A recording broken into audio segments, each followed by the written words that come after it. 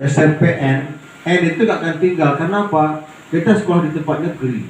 Sekolah negeri itu sebuah kebanggaan. Bahkan misalkan kalau ada yang sekolah swasta, saya sekarang menjadi wakil wali kota dan sering masyarakat curhat, dan saya pun juga menjadi koreksi itu dari diri saya sendiri. Hari ini saya menjadi wakil wali kota, tapi saya punya anak, saya sekolahkan di sekolah swasta. Nah, kenapa tidak disekolahkan sekolah negeri? Saya tidak munafik, saya tidak menutup mata bahwa sekolah swasta yang berbasis Islam ini, anak-anak kita, karena waktu saya untuk mengajar mengaji, mengajar akhlak, itu kan saya terbatas. Maka kita serahkan ke sekolah swasta tadi, dan anak-anak kelas 5 SD, mereka sudah hafal juz 30. Orang tua mana yang tidak bangga anaknya hafal Al-Quran? Orang tua mana yang tidak senang anaknya jadi hafiz Quran? Maka dari itu pertanyaan adalah, di mana peran pemerintah? Di saat ada orang tua murid yang ingin anaknya sekolah di tempat swasta agar anaknya juga kemampuan agamanya bagus. Karena begini Pak, saya S3 di UNIF itu semesternya 18 juta per semester. Itu sama dengan biaya sekolah SMP negeri IT. Artinya orang tua itu rela merogohkan koceknya hingga belasan juta asal anak sekolah di SMP IT, di SD IT. Lalu bagaimana orang yang tidak punya kemampuan biaya tapi ingin anaknya punya juga kemampuan membaca Al-Qurannya bagus? Inilah tugas pemerintah. Atau misalkan dia jualan di pasar, enggak, anaknya juga anak yang sekolah SD itu bisa juga hafal Quran, bisa ngaji, bisa jadi imam. Karena itu tidak didapatkan sekolah negeri. Maka kami dengan Bapak Wali Kota mencoba membuat formulasi, mencoba menjadikan percontohan SMP Negeri 13 ini kita pilih.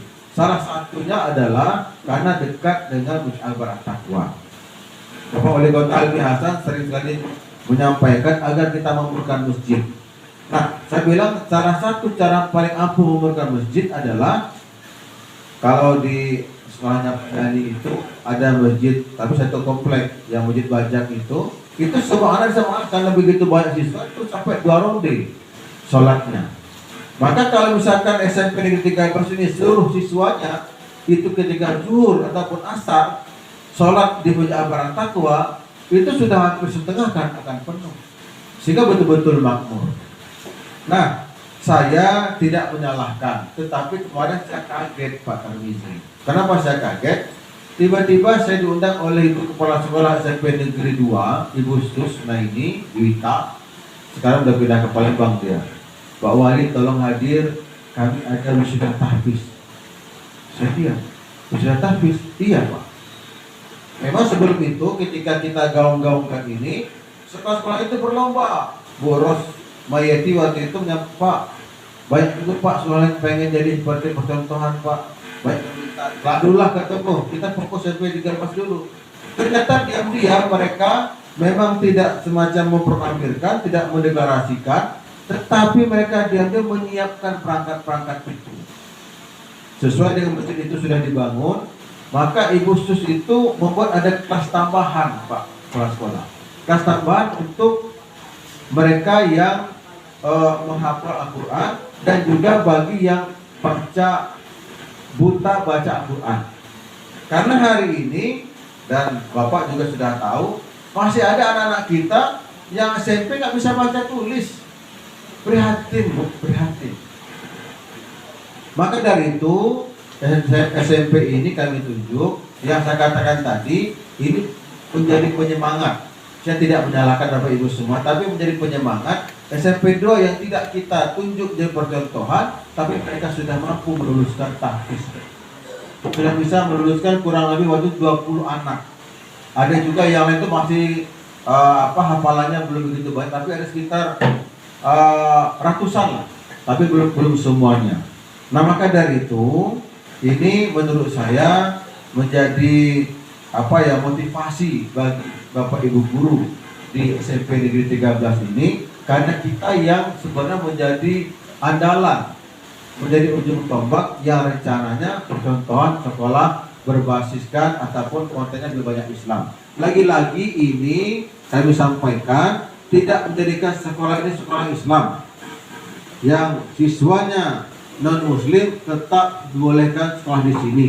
Pun begitu penerimaan siswa baru Pak, jangan ada batasan. Boleh sekolah di sini, termasuk Dewan Guru. Saya garansi kita tidak boleh membedakan. Kita ini hidup negara Pancasila, kita nasionalis, tetapi juga tidak salah ketika anak-anak kita yang beragama Islam kita berikan tambahan muatan sehingga mereka punya nilai tambah. Pun begitu nanti kalau misalkan ada anak-anak Muslim, Nasrani kah, Hindu atau Buddha yang perlu tambahan jam pelajarannya, kita fasilitasi Pak. Misalkan kami juga ada kalau misalkan hafalan kitab misalkan. Kalau itu perlu tidak masalah menurut saya, sehingga betul-betul Pancasilais kita. Jadi diberikan hak yang sama kepada siapapun di sekolah di sini. Nah, jadi lama-lama nanti seperti sekolah internasional. Sebagai informasi Bapak Ibu, sekolah internasional yang ada di Padang Harapan,